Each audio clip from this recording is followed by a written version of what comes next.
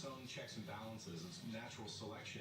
Man has changed all of that. We can take a single animal from one end of the United States to the other.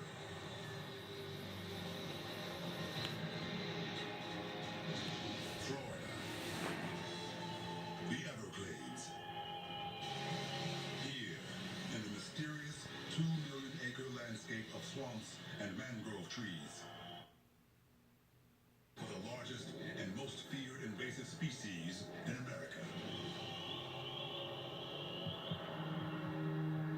We are road cruising for Burmese pythons out in the middle of the Everglades.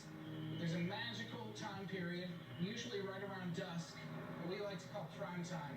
And that's when something happens where all the snakes decide it's time to come out onto the road and cross. The Everglades Burmese python is one of 50,000 invasive plant and animal species in America alone. In 2012, the U.S. government spent $2.2 billion trying to control or eradicate invasives across the entire country. Because predator and prey evolve together in an ecosystem, when an animal invader gets dropped in a new habitat, there are rarely any predators equipped to prevent a population explosion. Native to Southeast Asia, the Everglades Burmese python is the prime example of the invasive species problem. In Florida, it found a subtropical climate similar to its native habitat. And it's great at two things that make an animal invasion hard to control. Reproduction. A female can lay as many as 100 eggs in a single breeding season. And hunting. This is an adult Burmese python. She wants to get away from me, but I can kind of keep her around me if I grab her tail and pull back. She doesn't like that though. It's ready to strike. It's got its neck coiled back, so it's got the potential to straighten out and go for me. Despite this deadly potential, He is so the crazy. Burmese python is one of the world's most popular pet snakes. They're actually really nice, sweet, docile pets. The problem is they get 8 or 9 feet long. When you don't have the capability to take care of this animal anymore, people release it and they become an animal invader. The Everglades pet python invasion began in the early 1990s. One theory points to an accidental escape in 1992 when Hurricane Andrew, a Category 5 storm with 150-mile-per-hour winds, flattened an exotic pet breeding facility near Homestead, Florida. These are animals that have no natural predator in the state of Florida. This is the 5th largest snake in the world. These can eat a lot of the native Floridian wildlife.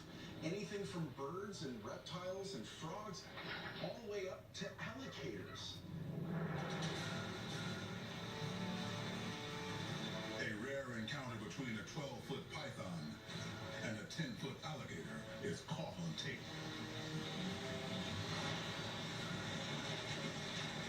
In this fight, the snake takes on more alligator than it can swallow.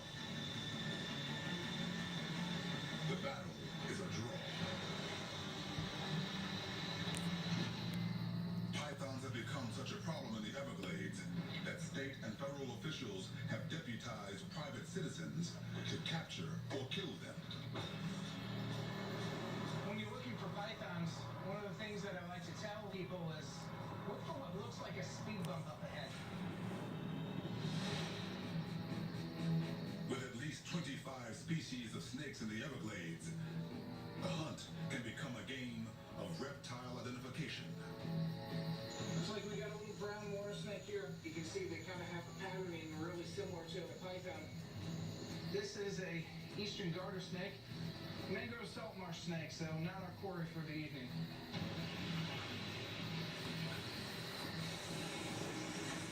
These difficult to hunt snakes are themselves brutally effective.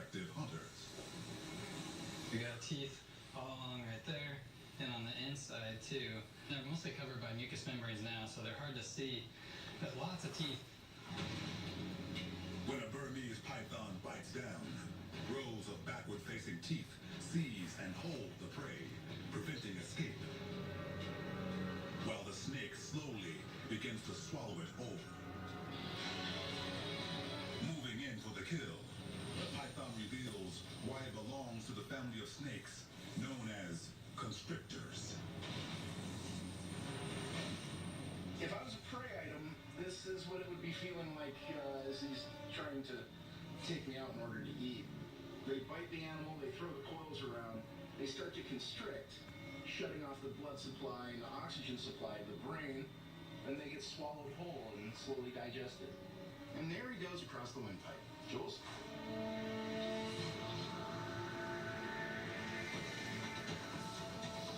We have tried trapping the pythons unsuccessfully. No one so far has been able to develop a trap that can attract pythons.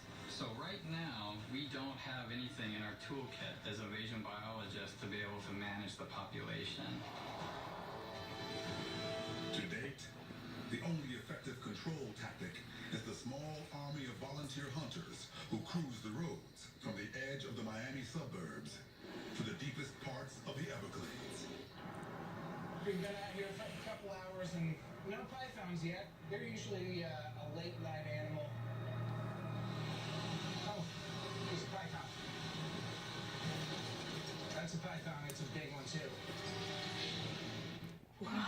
Is the internet